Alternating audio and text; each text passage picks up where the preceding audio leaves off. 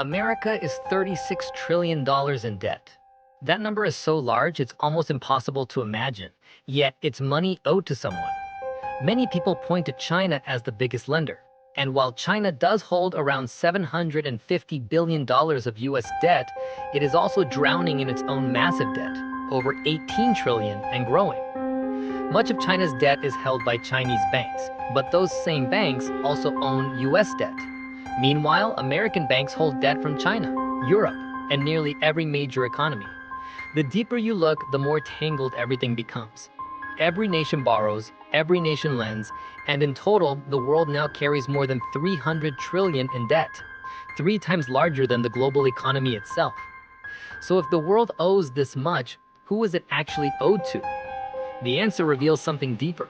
The modern world isn't built on stability, but on constant motion, a never-ending cycle of borrowing, lending, and reinvesting.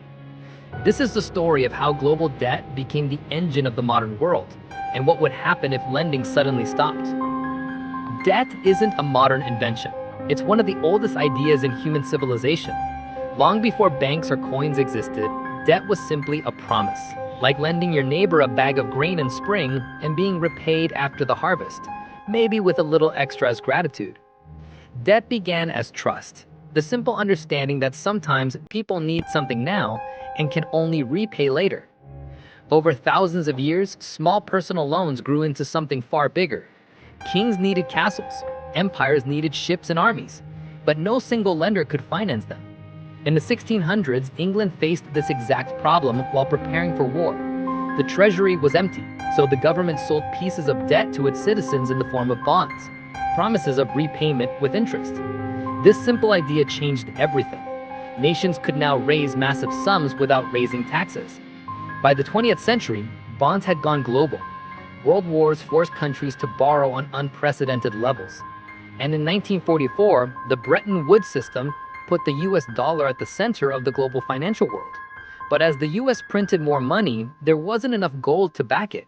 In 1971, President Nixon ended the gold standard, turning money into fiat currency, value backed only by government decree. From that point on, governments could create money freely and global debt began to explode. From the 1980s onward, countries realized that borrowing wasn't just for war, it could fuel economic growth. Governments borrowed to build schools, repair roads, stimulate jobs, and rescue economies from recession. Debt became the engine of development worldwide. Today, global debt exceeds $300 trillion. To visualize this, a stack of million-dollar bills would reach the height of a 30-story building. A stack of billion-dollar bills would stretch 100 kilometers into the sky. But $300 trillion? Enough to go to the moon and back 50 times. With such massive borrowing happening everywhere, who is actually lending all this money? The surprising truth is that modern debt doesn't move in straight lines. It moves in circles. The United States, now the most indebted country, actually owes about 70% of its debt to Americans themselves. When people deposit money in the bank, it doesn't sit there. Banks invest it in the safest place possible, US government bonds.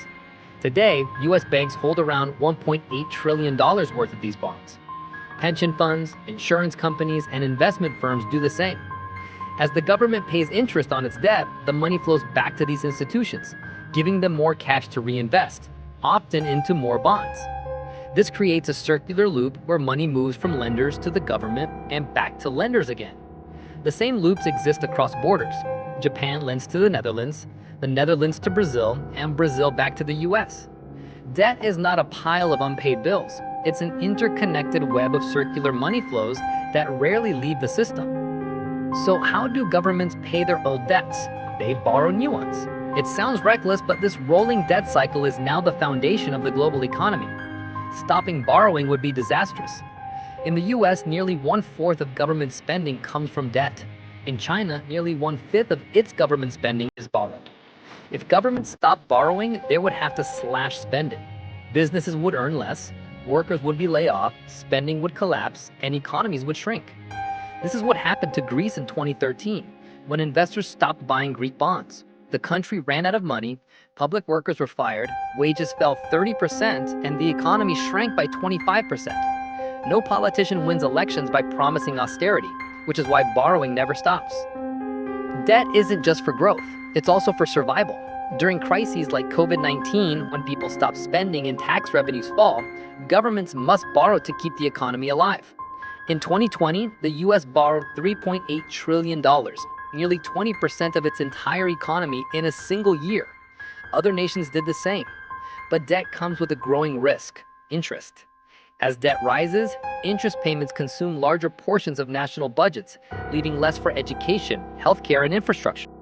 A debt to GDP ratio near 100% is now considered normal, something that would have been alarming decades ago. When borrowing becomes expensive or investors lose confidence, governments sometimes resort to printing money. But printing money reduces the value of each currency unit, causing inflation. Venezuela's hyperinflation in the late 2010s shows how disastrous this can become. Prices doubled every few weeks and life savings evaporated. Even moderate inflation can be dangerous, especially for developing countries that borrow heavily in US dollars. If their local currency weakens, debt becomes harder to repay, pushing them deeper into crisis. When countries can't borrow enough to pay old debts, they face the worst case scenario: default. An economic collapse that destroys trust and shuts them out of future borrowing. All these risks have led people to search for something real and stable. That's why in 2025, a record amount of money is flowing into gold. Gold prices have surged nearly 28%. Silver has hit a 30-year high, and the US dollar has fallen to a 3-year low. As debt grows and currencies weaken, people turn to assets that can't be printed, assets that hold value when the financial world becomes unstable. The rise of gold signals a deeper anxiety. How long can the world rely on endless borrowing? Debt built the modern economy, but it may also be its greatest vulnerability. The global financial system survives because the cycle keeps moving. The real danger begins the moment it stops.